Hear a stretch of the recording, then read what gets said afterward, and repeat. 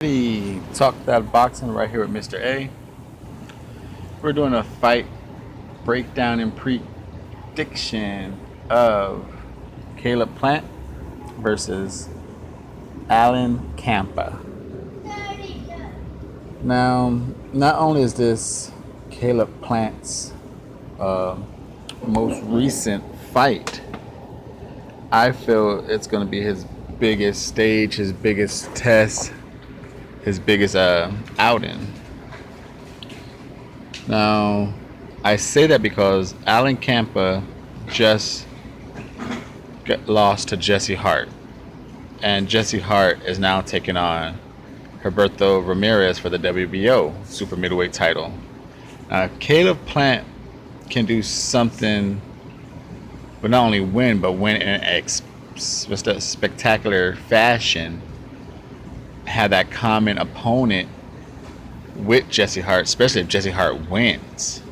Now, if Jesse Hart gives a good performance and loses, Caleb Plant can at least have a common foe with a gutsy titleist, So to me, Caleb Plant really needs to not only win this fight, but win it in spectacular, make a statement. He's been looking good his early career with some power. Then people kind of fell off on his little bandwagon because he came out boxing his last two fights. So right now, the Caleb Plant fans, they don't know what they want to do. They were happy. He was hanging out with the Mayweather crew. He was looking good. Then he became boxing. He don't have the power anymore. So that noise went down real fast. Now, the breakdown is Caleb Plant is a good boxer. He feints. He has good feints. He does a body feint, shoulder feint. What he does do that I really like, he does that Guillermo Rigondeaux technique. He'll throw a hand out there purposely just to mess with your vision. Not even trying to hit you, but he'll just throw it out there. Then he'll throw another little punch, like just real slow. Then boom, he does that, and he does it with combination. So he'll go like, what, sorry for all those who did that, but he does that, but not just one hand. He'll go left, right with a body hook behind it. I like how he throws the setup counterattacks. I guess the setup suckers. Makes you want to counter over a punch that's meant to be short, just so you throw yourself open. I think he does that well. He used the ring really good. I think Caleb Plant, if really tested and he needs to get his bearings back, I think he can escape with his legs. And he hasn't really had to do it much, but he has done it to reset his opponent or get out of a corner and to reset and control the center of the ring. So Caleb Plant does good setup punches, throwaway punches. He uses his legs. He has a good variation of punches. You want to see a jab to a hook, then to a body hook, to an uppercut. He could throw you about a four, maybe a five combination, but he's best probably at a three. He does body work. He does a nice stab jab to the stomach. I guess he picked that up at the Mayweather gym, right here on Double RT Boxing.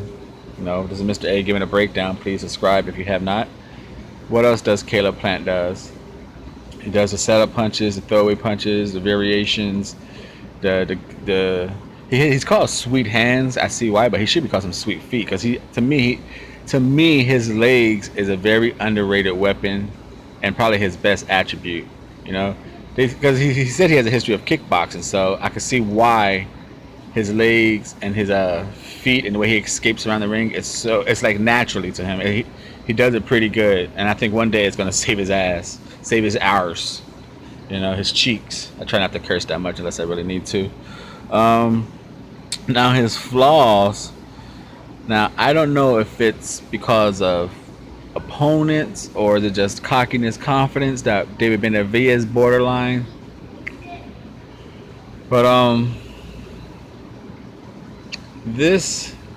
he drops his left hand, I know he does. He tries to do a lot of the Mayweather defense, the shoulder rollish, like a very style of that. He even bends at the waist, and when he bends at the waist, he has his right hand covering the bottom side of his face, I guess for protection of an uppercut. But when he's bending down, I guess his upper side of his face is completely uncovered. Completely uncovered. So I don't know if you could do a quick underhand jab to it, or you time it with an overhand right as he ducks, because his face, like I said, the bottom half is protected by his right hand. I guess the left side of his face, when he bends down, all open, all open. What else does he does? He his head movement, like when he does fire his 4 or 5 shots, it's kind of like a robotic, like tap tap tap tap tap, like he's really hitting a heavy bag. It's not fluent. It's like a little chain, a kink, a hiccup in his delivery. And his head is right there.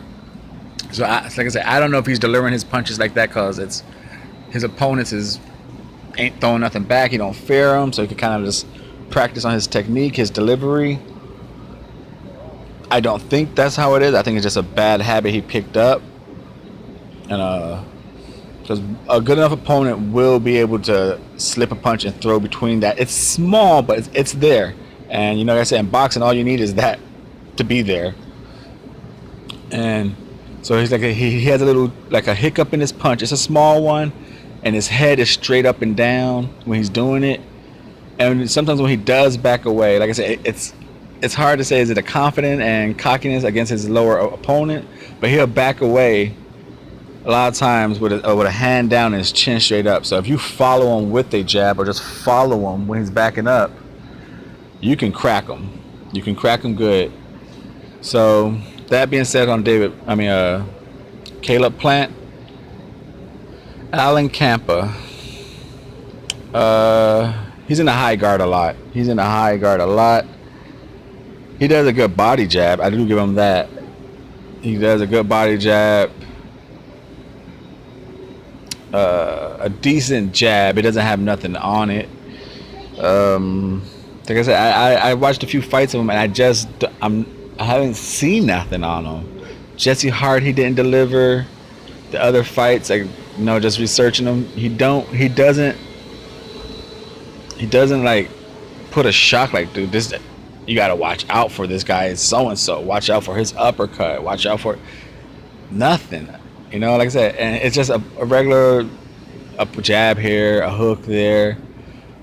Nothing to make you think like your camp, like you got to spend some high quality time defending this guy. I shouldn't say that because here I am, I'm just a regular old Joe, but he spends a lot of time in the high guard. He doesn't fire first, so being handcuffed like that against David, I keep wanting to call him David Plant, against Caleb Plant. Caleb I'm about to do it again. Thumbs up, man. Caleb Plant should be able to just fire off a 3-hit combo up down to a hook and then step off to the side on this guy. He doesn't, like I say, he doesn't. I don't know if he has setup, but from what I've seen, Alan Campa just don't fire enough. He doesn't fire enough, and he doesn't fire with intention. Like I said, he has a decent jab, a 1-2 with a hook. Just your typical boxing stuff. But he's too much in a high guard. Now, maybe if this is where we're going to find out if Caleb Plant has that power. At least I am, because I seen Alan Campa nothing but in high guard. All his fights. So it's going to be really interesting to see if Caleb Plant could keep him handcuffed, or Alan Campa doesn't respect Caleb Plant and goes out to fight him. That's going to be a real interesting little sidebar bet right there. And that being said, like I said, I don't want to leave Alan Campa short. He's this decent boxing I don't know, ingredients, I guess, the basics. I don't see much power behind him. I don't see him punching through the target. So I got Caleb Plant.